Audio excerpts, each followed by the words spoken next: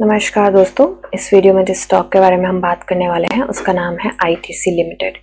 ये स्टॉक 428 के प्राइस पे ट्रेड कर रहा है। मार्केट में इसने 0.08% का अप मूव दिया था थर्सडे को।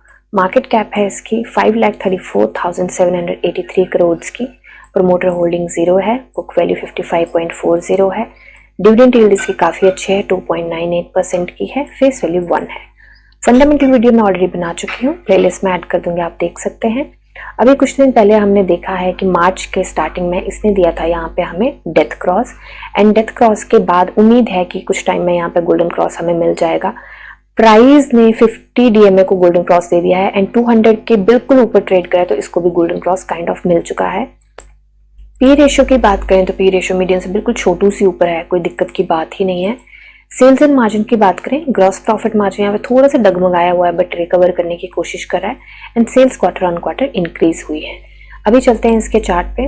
देखिए चार्ट पे हमने पहले वाले जो टारगेट रखे थे वो तो हम अचीव नहीं कर पाए थे क्योंकि ये वाली रेजिस्टेंस ही नहीं जा पाई यहाँ से। ये 430 की जो रेजिस्टेंस है इसको इसने काफ़ी स्ट्रांगली यहाँ पे फेस किया है एंड इस रेजिस्टेंस को ये ब्रेक नहीं कर पाया है एंड स्ट्रांगली कहीं ना कहीं फेस करनी थी। हमने बात भी करी थी इसके बारे में कि यहाँ पे इसको रेजिस्टेंस फेस करनी पड़ी थी, यहाँ पे सपोर्ट बनाया था, फिर यहाँ पे कहीं इसने सपोर्ट बनाया, तो अभी रेजिस्टेंस इसको फेस तो करनी ही पड़नी थी ये। बट मुझे लगता है कि उम्मीद से ज़्यादा स्ट्रांगली इसने यहाँ पे रेजिस्टेंस फेस कर लिया है। सो अभी के लिए देखें तो हमें बहुत छोटू मूव मिला है, नो डाउट हमें मूव मिले हैं। यहाँ पे हमें नेगेटिव मूव मिला है छोटू सा, यहाँ पे पॉजिटिव मिला है, फिर पॉजिटिव मिला है, तो यहाँ पे कहीं ना कहीं सेलर्स का दबाव भी ज़रूर हम यहाँ पे देखने को मिला है। तो अभी के लिए हम क्या कर रहे हैं, अभी के लिए हम लेके चलेंगे नेक्स्ट वाले मंथ के टारगेट। तो देखिए यहाँ पे शॉर्ट टर्म लॉन्ग टर्म मुझे लगता है दोनों एंट्री ओपन होती है। एक बार चलते हैं हम बीएससी पे। बीएससी पे देखिए इसका प्राइस बैंड है 10% का एंड न्यूज़ अभी कोई भी नहीं है जो इसके प्राइस के अप या डाउन मूव में किसी तरीके की मदद करेगी। यहाँ पे क्लोजर ऑफ ट्रेडिंग विंडो का है एंड डुप्लीकेट सर्टिफिकेट का है, तो कोई भी ऐसी न्यूज़ नहीं है जिसके प्राइस को किसी भी तरीके से अप या डाउन करेगी। सो अभी के लिए टेक्निकल एनालिसिस देखें तो वेडनेसडे को वॉल्यूम आया था 12 मिलियन का, ट्यूसडे को वॉल्यूम आया था 10 मिलियन का एंड थर्सडे को वॉल्यूम आया है 27.973 मिलियन का। तो वॉल्यूम काफ़ी अच्छे तरीके से इम्प्रूव हुआ है बट यहाँ पे कोई खास मूव देखने को नहीं मिला है।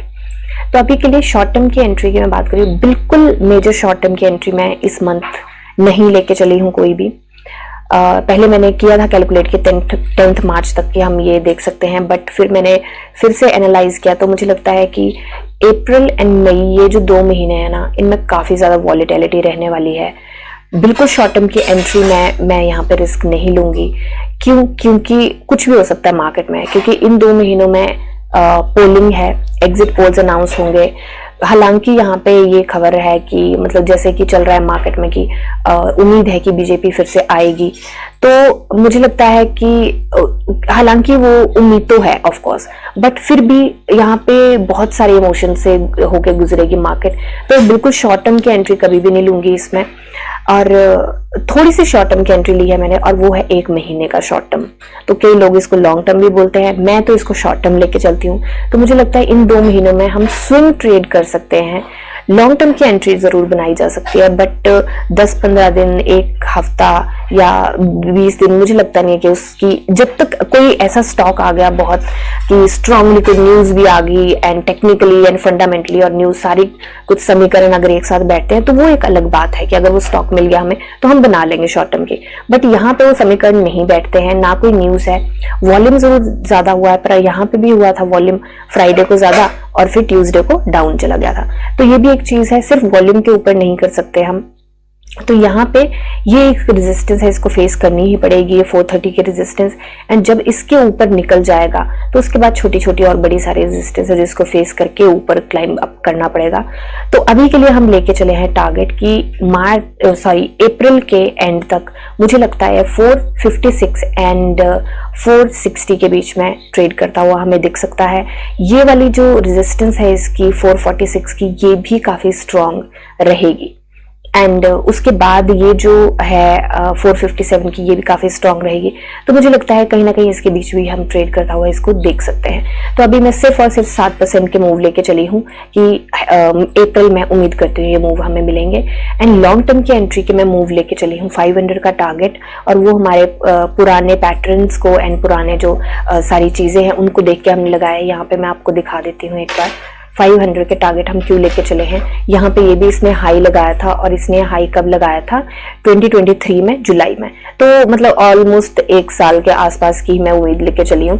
तो उसके बाद ही ये मूव मिलने की उम्मीद लेके चली हूँ। तब से ये 1 साल से ना अगर देखा जाए तो इसी रेंज में कर रहा है ट्रेड, जो कि है लगभग 400 और 475 के बीच में।